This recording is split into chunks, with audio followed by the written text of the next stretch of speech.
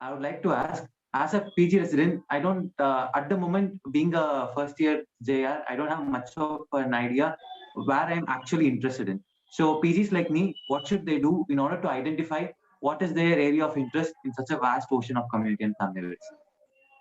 Um, my suggestion is when you are joining itself, you should get an idea. Means already in 5.5 years, you have studied the entire medicine, and in the internship itself, you got an idea. Okay, how I should go in my future.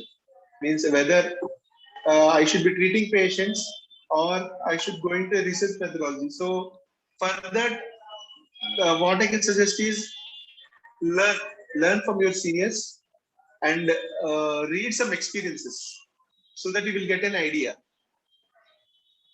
You have Okay. to read some experiences because you are not that much experienced.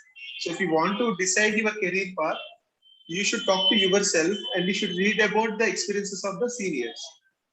Yes. And it is you who should decide whether I am capable in handling the patients or my purpose is little bit higher.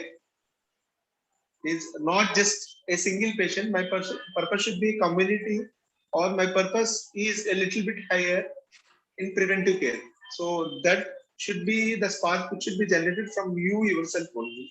So to get that spark, my suggestion is read about the subject, read about the experiences of your faculty or seniors, and then a retrospective analysis about your experiences and your exposure will get to you. Okay, sir. Thank you so much, sir. Very well explained. Sir,